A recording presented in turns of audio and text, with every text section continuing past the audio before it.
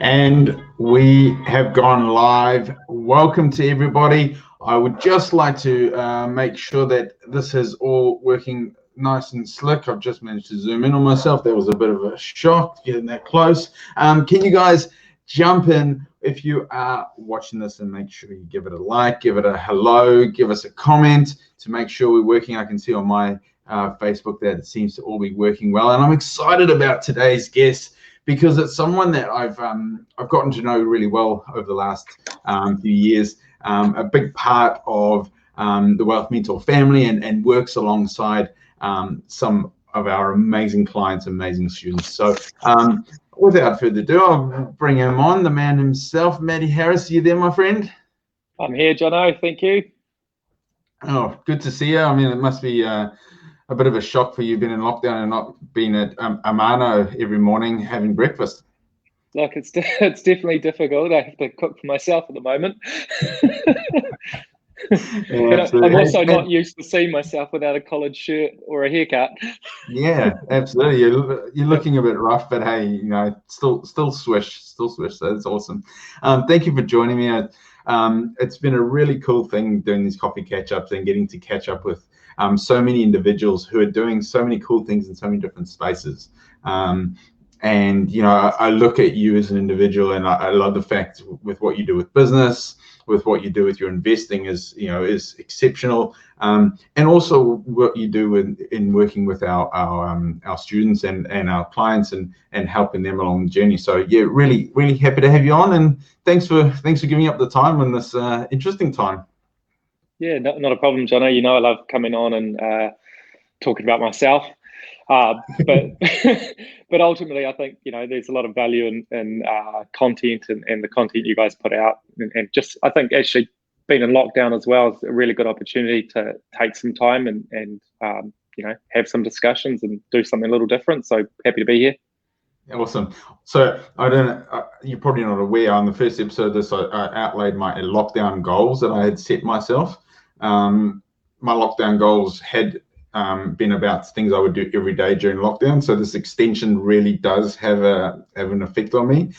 So one of those was that I would I would work out every day during lockdown. Wow. So I think now I've stuck to it. I think I've now worked out more in the last 8 to 10 days or whatever than in the last 5 years. So that's probably that'll be hurting. It does hurt a little bit, but it's good. And I wouldn't touch a beer until I've had at least 2 liters of water. And that's probably been one of the ones that just little things like that. And my coffee catch-ups, and we're seeing this going to so many awesome people, which is really cool. We've got some great viewers on today. I can see a few of you jumping in. If you know Matt, jump in, say hello. I'm sure most of you guys would have met him along the way anyway. But what I want to start with Matt, because there is a really cool story that, funny actually, you actually told me the story while we were having lunch at Amano, but we had this awesome story about how you actually got into property. Everybody sees the fact now that you're doing these major developments and you're very successful in your investing, but it didn't start there. Can you give us a little bit of insight as to that story about where it all started?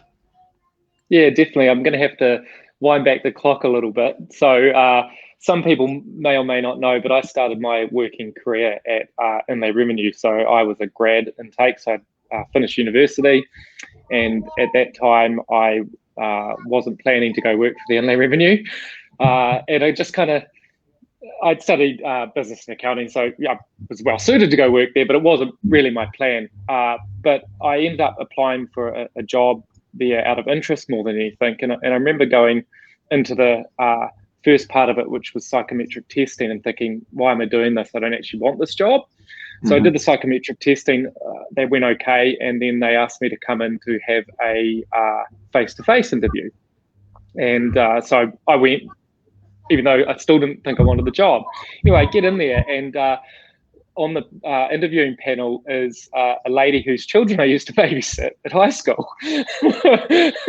So I got the job, and whether I got the job on competency or because I kind of knew this person, even though I didn't know, of course, back then that she even worked for Inland Revenue, because it wasn't even on my radar. I was a high school student, and I took to working at the tax department like a duck to water, and I was employed as a tax auditor. So my job was to go hunt out things that weren't quite right and try and correct them somehow. And I was just quite a details-orientated person. I also liked the thrill of the chase and the fact that you were dealing with other professionals and money. So I ended up staying there quite a long time and enjoying myself. But during that period, I had I started working in April 2006. So it was probably about 2 years before the GFC, and the property market was fairly hot back then. Actually, 2007, I remember being a very hot year. It was the first time that I noticed that property prices had doubled in a really short time period. But I still wasn't overly interested in property, but I at least knew about it. And then what happened is that my brother started dating a girl, and her parents were what I would now refer to as a typical middle earning property investor type client. I've got lots of them. They do really well. They don't have super ambitious goals. Most of them around sort of retiring early, having a beach house and a boat, and that used to be the way in New Zealand. So they had owner-occupied house, and they had a beach house, and they had investment property, and they encouraged my brother and his girlfriend to go buy a house, and they did. And I remember going around there about a month after my brother bought this house, and he was outside on scaffolding. He was painting it. So my brother and I grew up in the country, so we were used to doing jobs, chopping wood, doing labour type stuff. So my brother was really well suited to this renovation, and I just remember thinking, oh yeah, I could do a bit of it. I could do this. And then about that time, I met another friend that I went to university with, and he'd been investing in property already for like 2 years, and he had like 3 properties, and he was doing really well. And so the cogs are starting to go. And I'm still quite young at this stage, but not really, really young. If I had my time again, I would have done it younger, but I think it was about 25 at that stage. And so I went out looking for properties, as you do. And I remember the first property I looked at, I thought was an absolute piece of shit. And I thought, who would live here? Why would I buy this? Move on. Then I went and looked at like 3 other properties. And by the time I looked at the 3 other properties, the first one was starting to look quite good to me. And a lot of investors who are watching will probably relate to this, because it's a common theme. And that's why when you are a property investor, you have to get out and about, and you have to look at lots of properties, because you can't form an opinion on property in isolation. So long story short, I went back and I bought that property. And it was a bit of a piece of shit. The lawn was really overgrown. I remember it had this big like glass sunroom at the back, but it was just totally and all the carpet was stuffed, and had lino that hadn't been replaced since the house was built. So it was a typical DIY dream. So I got into it. Started DIYing, painting, pulling up lino, and probably in the scale renovations, it wasn't a very big deal. So I paid $247,000 for that house. And I got in with a between $12,000 and $15,000 deposit, which is literally every dollar I had in the whole world at that stage. Took me a long time to save that, because my salary at the time was about $34,000 a year. So you can look at it's all kind of relative. And so I renovated. I spent probably under $20,000, and then renovating bathroom, minor kitchen, carpet, paint, curtains. Came up mint. I was really happy with myself. And I remember one of the jobs I did was, there was a concrete pad out on the back lawn that I broke up with a jackhammer, and I had to take 5 trips to the concrete dump. It was all a big deal. And so anyway, I finished this property, and I get the old door knock from the real estate agent. And everyone's probably had this in some way or another. They're either email or phone call, or, hey, are you interested in selling your house? It could be a market appraisal. And he comes in, and he's gives me a market appraisal for $300,000. So I'm thinking, shit, that's pretty good. And this is all in under a year. And remember, I'm earning $34,000 a year. So I've paid more than my annual salary on paper. And I hadn't quite realized the paper bit then. So he's like, do you want to sell it? And I went away, and I had a bit of a think about it. And I decided instead, quite serendipitous, you know what I mean, serendipity, to go and talk to a bank about whether I could just borrow some more money. And I went in, and of course they said, well, of course you can. You can just use Yeah. leverage. And whilst I had heard of leverage and I probably basically understood, I hadn't actually applied it in any way. So my brother still had one house. I had this house. And of course, when you're a twin, everything's a competition. So this is going to be great. Yeah. I go and I buy another house. And Cool. the bank gives me money. So that house is a story in itself. But that was a mortgagee sale, which was not as hot as they were now. So that house was worth $410,000 on paper, but I paid $305,000. And so not only had I learned about leverage, but I also learned about debt arbitrage at the same time without even knowing about it. Yeah. And my property investment journey had begun. Awesome. That's so cool. Yeah. And I think it's really quite cool to see as well, where you started and then the journey of your property investing career to where it's at now. Because now for you very much it's higher end properties, it's developments, it's also investing nationwide. A little bit of a background or a little bit of detail as to what you're up to now within your investing. Yeah, definitely. So fast forward, right? So I went through probably 5 or 6 buy, renovate. Most of them I lived in as well, and then I kept them, revalued, moved on, and I learned quite a bit through that process. First of all, the cheapest way to do it is do it all yourself, but it's also the hardest way. And if you know some friends that have trades, that will help you immensely. So make some friends with tradies. But other than that, I learned, the refinancing process, the fact that you had to get valuations a lot of the time for banks and servicing and equity and all that stuff. And remember, I'm still working as a tax specialist at this stage, so I'm not necessarily dealing in the nuts and bolts of investment as such. Fast forward, I end up moving to Auckland. So I lived in Napier and Wellington and then back in Auckland. And I got to Auckland, and the first thing I noticed that was very, very expensive here. And I remember thinking at the time, what an advantage it must be for people who live in Auckland, who've grown up here, who don't know any difference, and they just enter the market because it's the only market they understand. And those people definitely have an advantage because whilst the capital growth rate annualized might be the same, and we all know that's not over regions, but if you take it over 5 years, it will be. The amount of capital that is growing is far more significant in Auckland. So those people will obviously have a better wealth outcome in the end. So I start buying properties in Auckland. And I remember the first property I bought here in Mount Albert was totally by mistake. I was driving around with AJ, who's my cousin, and a lot of people might have dealt with him. He's a mortgage broker as well, works in our firm here. And we decided we were going to make an investment together. So we started out in Mount Wellington because Mount Wellington back then was an area that was growing, but still not quite as expensive as everywhere else. And we're looking, and we remember we got a couple under offer, but we couldn't get them over the line. So one weekend, we used to go out on like Saturdays and Sundays and just grab a coffee and just go for a drive. It was actually really fun, and I still do it now with him, but for different reasons. And because I love to go out and look at property. You can't know a property market unless you go and see houses. So I ended up picking out Mount Albert as another area that was undervalued.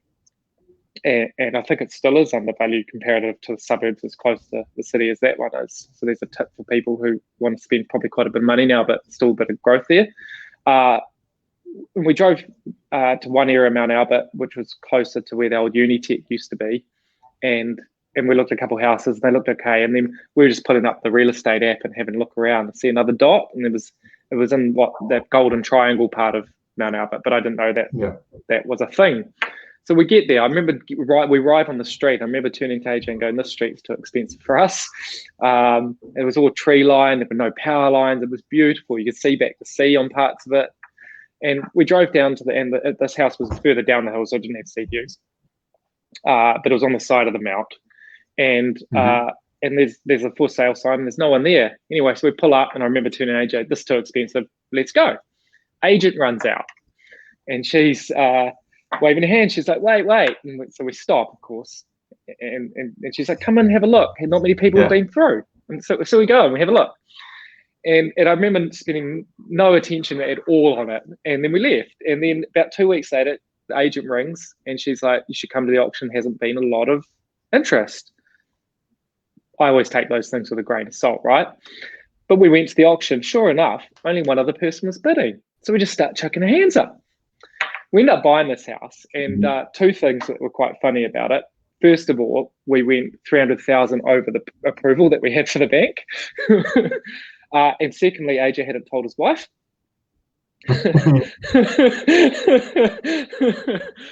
So we won, and we ended up buying that house, and AJ had to go home and face the music. But that was the first house in Auckland, the last that I ever renovated myself.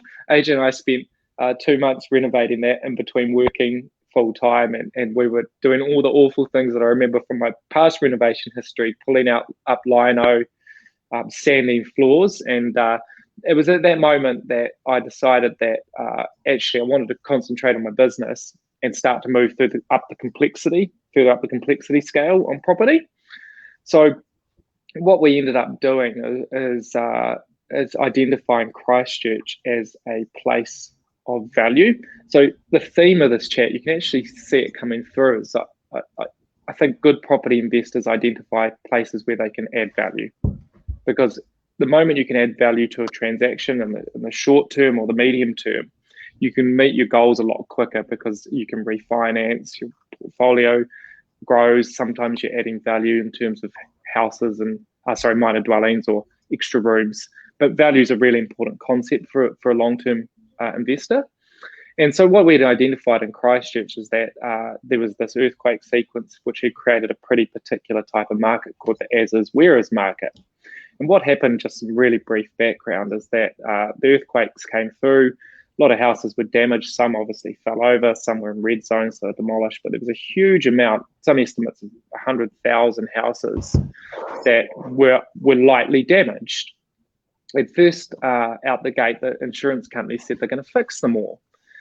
Fast forward about 7 years, they'd done a miserable job of fixing them. The ones that they had managed to fix weren't fixed properly, because they'd subcontracted them out to people that weren't good at it. Fletchers were one of those firms, and there's a term in Christchurch as is market where a house has been fletchered, which means it's been fixed but it's not fixed. And so what happened is eventually the insurance companies abandoned the plan to fix them all. They went round to those owners and they said, here, we'll pay you market value for your property, and very importantly, you can keep the land and do what you like with it. So that creates the as is market. They've already been compensated for the property, but they can then sell it, and most of those houses were transacting for land value alone. And so the real trick was to go find one where the house was actually okay, and you could add a bit more value without it ruining the budget. You still with me, Jono? Jono's gone, it's my show now. Just wait for him to come back. Make sure this is still live. Can someone drop in the chat if I'm still live? So yeah, so what happened is you go out and you buy these properties at land value. You put a repair strategy in place. Thanks, Tim. You put a repair strategy in place, and then you go back to the main bank and you get them to refinance at the market value. So what we figured out was that we can employ the usual debt arbitrage, but because as is properties are really easy to find comparative to other types of properties that you have value add to, they presented themselves everywhere once we started looking. So we ended up doing about 20 houses down there and had a really good time, learned a lot about financing and refinancing, about repair strategies, dealing with councils, all that stuff. And eventually, we'd had enough of that, and we thought, well, we can probably employ the same strategy in Auckland. So that's finding houses that are undervalued, buying them, repairing them, revaluing. It's a typical buy, renovate, revalue strategy. But what we were trying to do in most cases was leave as little money in there as possible, which takes a little bit more of a wider thinking. So the types of houses that you would look for in Auckland would be leaky buildings, they would be deferred maintenance, that kind of thing. So we started doing that in Auckland. We had quite a bit of success up here, buying townhouses and units and mortgagee sales, and basically anything we could find that we thought had a value proposition. And so all this time we're going up the scales of complexity as property investors. So the natural conclusion, obviously, to a property investment journey is developing property. So that's what we do now. We buy large sites and we put up terrace houses, and predominantly to hold.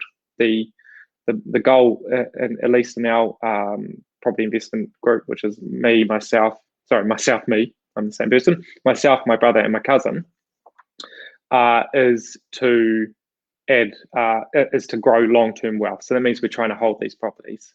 But when you're developing townhouses, you have a longer time frame, but you have a product that creates quite a bit more value, but also adds quite a bit more complexity. The way you finance a townhouse development is totally different to the way we'd finance a repair, for example.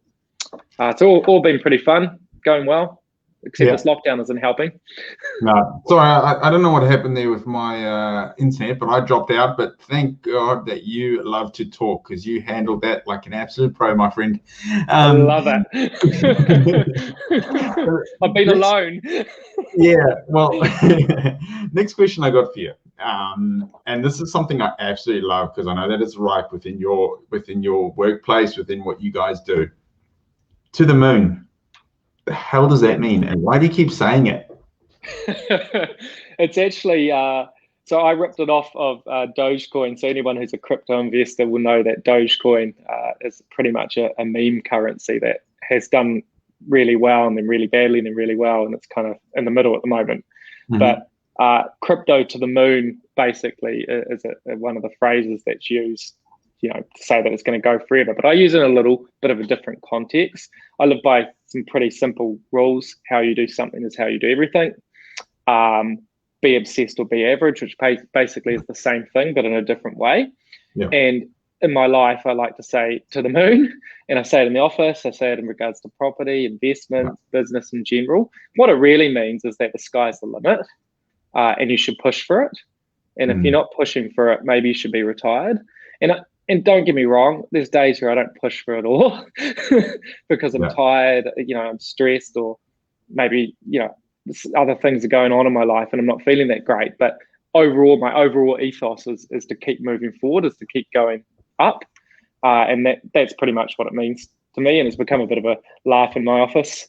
Oh, brilliant. And listen, I think it really symbolizes some real, the way that you and Adam as well, you go about your life at 100%, you give it everything, and it's infectious, because it affects those people around you, which is important. Surrounding yourself with the right people is going to take things to a whole other level. And I know from some of your Instagram stories that you certainly are surrounding yourself with people that are driven and wanting to achieve the best, which is amazing. And hats off to you in that regard. Yeah, definitely. At Wealth Mentor, we're also really cool. We had you on one of our summits recently. You did. Crypto investments. You did a fantastic job on that. So well done. Did you enjoy presenting at the summit? Yeah, absolutely. I mean, it might not be obvious, but I like to talk. I prefer live presentation. If I'm being completely honest, I like to see the feedback from people. I like questions on the go rather than on the screen. But in short, I like presenting for two reasons. First of all, it keeps my brain sharp.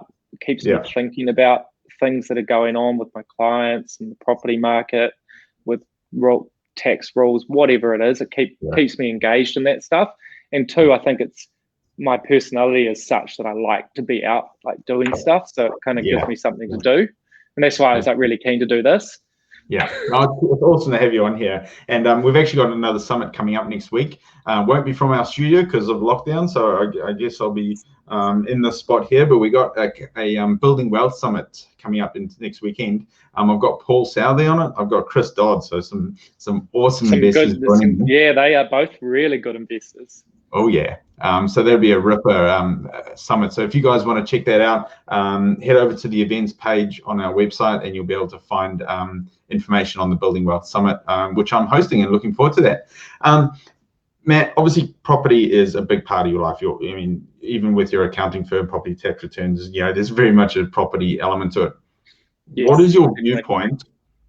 Bear in mind that we are have about 5 minutes or so. What is your viewpoint in terms of property and the outlook for property over the next short while? What's your beliefs? Yeah, so I think that the fundamentals, I get asked this a bit actually, the fundamentals of property investment have not changed, which is long-term wealth creation. I think that we're in a complex environment, especially with removal of interest deductibility and things like that. I think they're going to have a problem with rents rising quite rapidly, because what's happened is it was a supply issue originally, not enough houses getting built. Now it's definitely a supply issue because people go into lockdowns and their mentality changes. So the amount of listings on the market are lower than they've ever been and getting lower all the time. So not only are we not building enough houses, also our supply is shrinking. So I think rents are going to rise, but I think the fundamentals are right. There's always going to be population growth theoretically, but land is always going to be finite theoretically. If you buy an asset, you can expect that will rise by inflation alone annually, but market forces will mean that assets that are scarce, land, and other things will rise quicker. And the other thing that I really like about property investment at the moment, especially in a highly inflationary environment that we're in, is that when you buy a property, you lock in today's price, but you also lock in the loan today as well.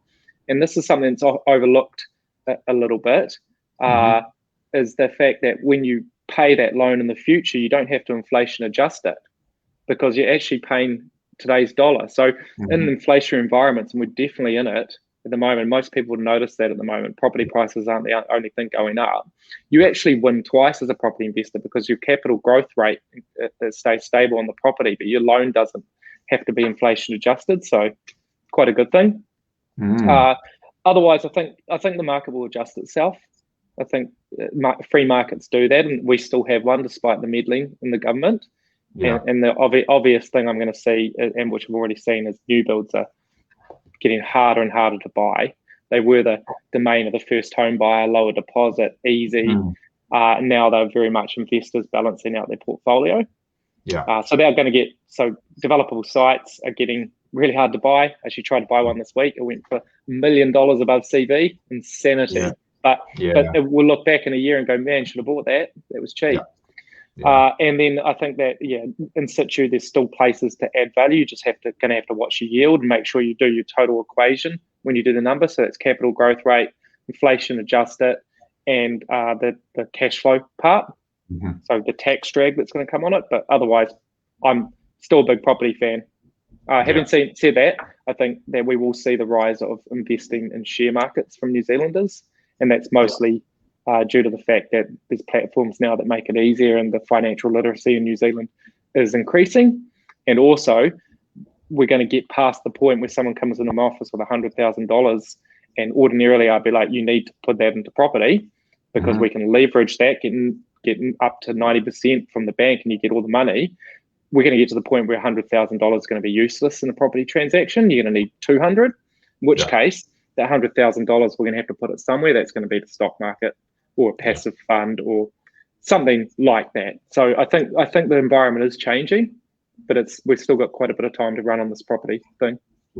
I think it's really going to come down to people, looking to be more creative, or more creative strategies come out. A lot of the strategies that we see overseas will probably become a little bit more prevalent in the New Zealand market. So we're certainly in for an interesting time, and I think it's important to surround yourself with the right people, the right knowledge, keep upskilling, keep making sure that the knowledge level and the understanding of the market is up there to make sure that you're ripping into it. Right, Matt, my question that I get to ask every single one of my guests on my show, and man, I love your car, so you can talk about that if you want when you jump into this. But what does wealth mean to you as Matt Harris? So I think, look, wealth is opportunity. It's opportunity to do what you want with your life. It's opportunity to have the things that you want, and it's also opportunity to help other people. So when I look at wealth, I look at the way I live my life. So I get up in the morning. I really love going into my office most days. So that is wealth. I obviously have some nice things, which I also quite like, but that's not all of it for me. I'd probably give up most of those nice things to take a holiday to Europe at the moment.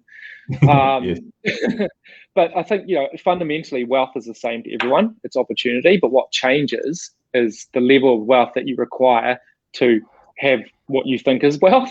So I need quite a high level because the people I hang around with have quite a lot of it. So I need more to feel wealthy. But I think wealth is, if I was going to sum it up, it's opportunity. and at a high level opportunity to do whatever you want. Absolutely. I'm just going to jump in and share with you guys. There's the link to the Building Wealth Summit if you guys are interested in joining us next weekend. That's just coming up there on the screen and will be in the comments as well. Right, Matt, we got 1 minute. And for the last minute, you get to impart your wise words. What is something you would like to share with the wonderful people that have joined us live and also going to watch this? We're getting a lot of people watching this this virtual coffee catch-ups, which is cool. So impart your knowledge on those people. Go. Yep, start early. Don't be afraid to seek advice, but remember, not all advice is good for you. And what you think is what you become, and who you hang around with is who you will become. Pretty much it. Brilliant. Love it. Yep. Hey, mic drop. If I had a way of creating a mic drop, that would be that moment. Should have one coming across the screen. Yeah, absolutely. So in terms of that, where can people find you if they want to know more? I know, property tax returns, your company. Where can they find you? How can they find you? Yeah, so they can either go to Lighthouse, which is our financial services firm, lighthousefinancial.co.nz. Otherwise, propertytaxreturns.co.nz, which is a property firm. I'm on Instagram. Don't be afraid to add me if you want to see all the things that I get up to. I'm on LinkedIn. I am on Facebook. I don't use it too much, but definitely there. Otherwise, we're at High Street, Central City. Come say hi. Awesome. One of my goals, Matt, was to double my Instagram followers. So those of you that are friends of Matt watching this one, jump on and hit my Instagram as well, because it was one of my lockdown goals. Do some exercise, get some Instagram followers. Yeah. There we go. Hey, don't forget to add me as well then. Yeah, absolutely. Hey, thank you so much, Matt. And this has been really great. I think let's look to get you on again at some stage. If we carry on lockdown, it's awesome to catch up as always. Your knowledge is well appreciated. Some great comments coming in.